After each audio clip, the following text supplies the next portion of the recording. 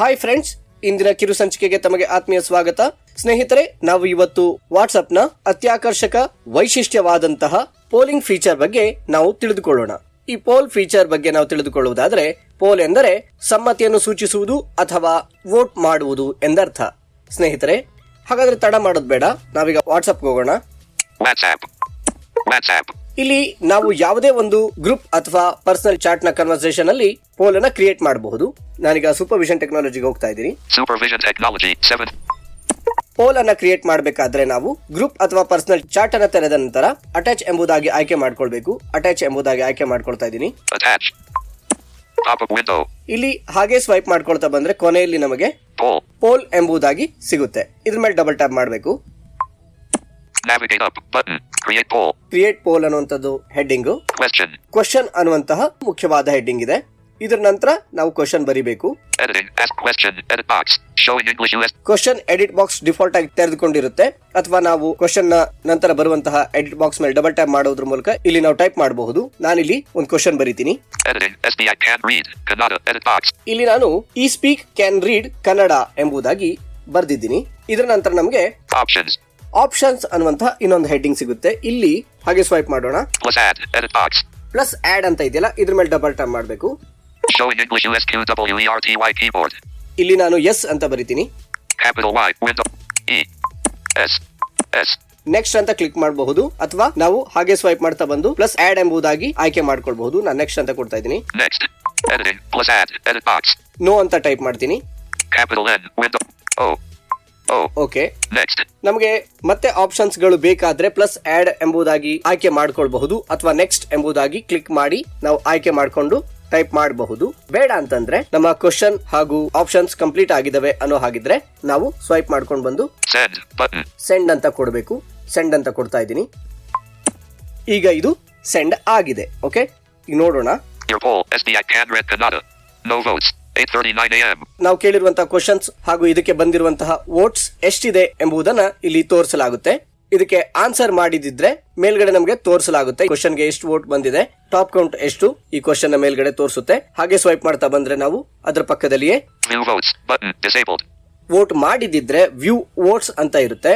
ಯಾರು ಕೂಡ ವೋಟ್ ಮಾಡಿಲ್ಲ ಅನ್ನೋ ಹಾಗಿದ್ರೆ ವ್ಯೂ ವೋಟ್ ಡಿಸೇಬಲ್ ಎಂಬುದಾಗಿ ಬಂದಿರುತ್ತೆ. ಒಂದು ಗುಂಪಿನಲ್ಲಿ ಅಥವಾ ಪರ್ಸನಲ್ ಚಾಟ್ ನಲ್ಲಿ ಬಂದಿರುವಂತಹ ಪೋಲ್ ಆಕ್ಸೆಸ್ ಮಾಡುವುದು ಹೇಗೆ ಅನ್ನುವಂಥದ್ದನ್ನ ನಾವು ನೋಡೋದಾದ್ರೆ, ಬಂದಿರುವಂತಹ ಪೋಲ್ ಮೇಲೆ ಡಬಲ್ ಟ್ಯಾಪ್ ಮಾಡಬೇಕಾಗುತ್ತೆ. ಅಲ್ಲಿ ನಮಗೆ ಆಪ್ಷನ್ಸ್ ಡಿಸ್ಪ್ಲೇ ಆಗ್ತವೆ. ನಮಗೆ ಬೇಕಾದಂತಹ ಆಪ್ಷನ್ ಅನ್ನು ನಾವು ಡಬಲ್ ಟ್ಯಾಪ್ ಮಾಡುವುದ್ರ ಮೂಲಕ ವೋಟ್ ಮಾಡಬಹುದು ಅಥವಾ ಆಯ್ಕೆ ಮಾಡ್ಕೊಳ್ಬಹುದು. ಆಕ್ಸೆಸ್ ಮಾಡೋದು ಬೇಡ. ಯಾರ್ಯಾರು ಯಾವ್ಯಾವ ಆಪ್ಷನ್ಗೆ ವೋಟ್ ಮಾಡಿದ್ದಾರೆ ಅನ್ನುವಂಥದ್ದನ್ನ ನಾವು ನೋಡೋದಾದ್ರೆ ವ್ಯೂ ವೋಟ್ಸ್ ಬಟನ್ ಮೇಲೆ ಡಬಲ್ ಟ್ಯಾಪ್ ಮಾಡಬೇಕಾಗುತ್ತೆ. ಈ ಮೊದಲು ನಾನು ಕೆಲವು ಪೋಲ್ ಗಳನ್ನ ಕಳಿಸಿದ್ದೆ, ಅದನ್ನ ನಾವು ನೋಡ್ಕೊಂಡು ಬರೋಣ. Your poll. What is the full form of CPU? Top vote count central process unit 1 vote. 7:44 AM. ನೋಡಿ, what is the full form of CPU ಎಂಬುದಾಗಿ ಒಂದು ಪೋಲ್ ಅನ್ನು ನಾವು ಕಳಿಸಿದ್ವಿ. ಅದರಲ್ಲಿ 1 ವೋಟ್ ಬಂದಿದೆ. ಸೆಂಟ್ರಲ್ ಪ್ರೊಸೆಸ್ ಯೂನಿಟ್ ಈ ಆಪ್ಷನ್ ಗೆ ಯಾರು ವೋಟ್ ಮಾಡಿದ್ದಾರೆ ನೋಡೋಣ. ಯಾರು ಈ ಆಪ್ಷನ್ ಗೆ ವೋಟ್ ಮಾಡಿದ್ದಾರೆ ಎಂಬುದನ್ನು ನಾವು ನೋಡೋದಾದ್ರೆ ಇಲ್ಲಿ View votes button. ಮೊದಲೇ ತಿಳಿಸಿದಂತೆ ವ್ಯೂ ವೋಟ್ಸ್ ಒಳಗಡೆ ಹೋಗಬೇಕು. Poll details. ಇಲ್ಲಿ ನಾವು ನೋಡೋದಾದ್ರೆ What is the full form of CPU? ಇದು question. Central process unit 1 vote. Heading. Central process unit 1 vote ಅಂತ ಇದೆ. ಯಾರು ವೋಟ್ ಮಾಡಿದ್ದಾರೆ ನೋಡೋಣ.